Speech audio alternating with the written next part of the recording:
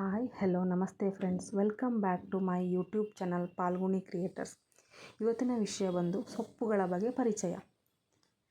ನಾವು ಈ ಥರ ನಾವು ತೋರಿಸೋ ಸೊಪ್ಪುಗಳು ಯಾವುದು ನಾವು ಬೆಳೆಯಲ್ಲ, ಇದು ಅದಾಗದೇ ಭೂಮಿಯಿಂದ ಹುಟ್ಟುವಂಥದ್ದು. ಇದು ದಂಟಿನ ಸೊಪ್ಪು. ಇದು ನೋಡಿ ಗೋಣಿ ಸೊಪ್ಪು ಅಂತ ಹೇಳ್ತಾರೆ. ಇದು ಎಷ್ಟು ಚೆನ್ನಾಗಿದೆ ನೋಡಿ, ಗುಂಡು ಗುಂಡಿಗಿದೆ. ಇದು ಕನ್ನೆ ಸೊಪ್ಪು. ಇದು ಕೂಡ ನೋಡೋದಕ್ಕೆ ತುಂಬ ಚೆನ್ನಾಗಿದೆ. ಇದು ಅಲಸಂಡೆ ಕಾಳ್ದು ಬಳ್ಳಿ. ಇದರ ಚಿಗುರು ಮಾತ್ರ ಸಾಂಬಾರಿಗೆ ಹಾಕೋದು.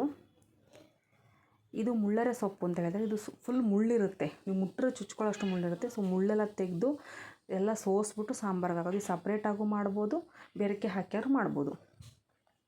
ನಾನು ಇವಾಗ ತೋರಿಸ್ತಿದ್ದೀನಲ್ಲ ಸೊಪ್ಪು, ಇದನ್ನೆಲ್ಲ ಮಿಕ್ಸ್ ಮಾಡಿ ಸಾಂಬಾರು ಮಾಡೋದು, ರುಬ್ಬಿಟ್ಟು. ಎಲ್ಲ ಸಾಂಬಾರಿಗೆ ಬಳಸುವಂಥದ್ದು. ಇಲ್ಲೇ ಹಿತ್ತಲಲ್ಲಿ ಸಿಗುವಂಥ ಸೊಪ್ಪುಗಳು. ಇದು ಬಸಳೆ ಸೊಪ್ಪು. ಇದು ಗಿಡ ತಂದು ಹಾಕ್ಕೊಂಡಿರೋದು, ಯಾರೋ ಕೊಟ್ಟಿರೋಂಥ ಗಿಡ ಹಾಕ್ಕೊಂಡಿರೋದು. ಇದು ಕಡ್ಗಣೆ ಸೊಪ್ಪು. ಇದನ್ನು ಬೆರಕೆ ಹಾಕಿ ನಾನು ತೋರಿಸಿದ್ನಲ್ಲ ಅದ್ರ ಜೊತೆಲೇ ಹಾಕ್ತಾರೆ ಸ್ವಲ್ಪ. ಆಮೇಲೆ ಇದು ಇನ್ನೊಂದು ಬಸಳೆ ಬರುತ್ತೆ.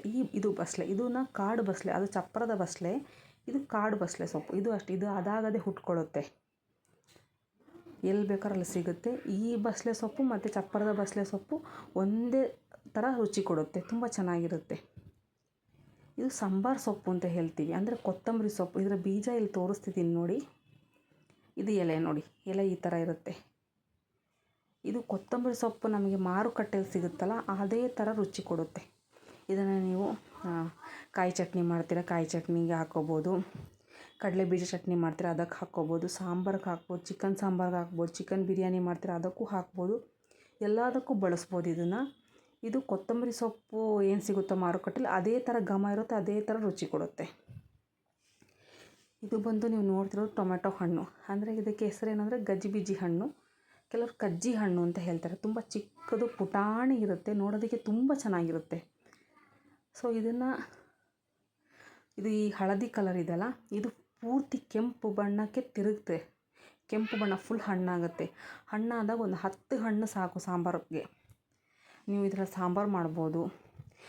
ಟೊಮೆಟೊನ ಏನೇನಕ್ಕೆ ಬಳಸ್ತಿರೋ, ಮಾಮೂಲಿ ಜಾಮೂನ್ ಟೊಮೆಟೊ, ಹುಳಿ ಟೊಮೆಟೊ ಏನಕ್ಕೆ ಬಳಸ್ತಾರೋ ಅದೆಲ್ಲದಕ್ಕೂ ಇದನ್ನು ಬಳಸ್ಬೋದು. ಆ ಮಾರ್ಕೆಟಲ್ಲಿ ಸಿಗೋ ಜಾಮೂನ್ ಟೊಮೆಟೊ, ಹುಳಿ ಟೊಮೆಟೊ ಏನಿದೆಯೋ ಅದಕ್ಕಿಂತ ಸ್ವಲ್ಪ ಜಾಸ್ತಿ ರುಚಿ ಕೊಡುತ್ತೆ. ನೀವು ಸಾಂಬಾರಿಗೆ ಹಾಕಿದ್ರೆ ಸಾಂಬಾರು ಅಷ್ಟೇ ರುಚಿಕರವಾಗಿರುತ್ತೆ. ನೀವು ಯಾವ ಸಾಂಬಾರಿಗೆ ಬೇಕಾದ್ರೂ ಹಾಕ್ಬೋದು, ಅಷ್ಟು ಚೆಂದ ರುಚಿ ಕೊಡುತ್ತೆ ಇದು. ಮತ್ತು ಇದು ಅಷ್ಟೇ, ನೀವು ಆ ಹಣ್ಣು ಇರುತ್ತಲ್ಲ, ಹಣ್ಣನ್ನು ಸುಮ್ಮನೆ ಬಿಸಾಕಿದ್ರೆ ಸಾಕು, ಸ್ವಲ್ಪ ನೀರು ಚೆನ್ನಾಗಿದ್ರೆ ಅದು ಬೆಳೀತಾ ಹೋಗುತ್ತೆ. ಇದು ತೊಂಡೆಕಾಯ್ದು ಬಳ್ಳಿ. ಸುಮಾರು ತೊಂಡೆಕಾಯಿ ಇದೆ, ನಾನು ತೆಗ್ದು ತೋರ್ಸೋಕ್ಕಾಗಿಲ್ಲ. ಇದು ತೊಂಡೆ ಸೊಪ್ಪು. ಇದರಲ್ಲಿ ಔಷಧಿ ಗುಣ ಇದೆ. ಇದು ನಾವು ಮನೆ ಬಳಕೆಗೆ ಅಂತೇಳಿ ಹಾಕ್ಕೊಂಡಿರೋದು ತೊಂಡೆಕಾಯಿನ. 15 ದಿನಕ್ಕೊಂದ್ಸಲಿ ಕುಯ್ತೀವಿ.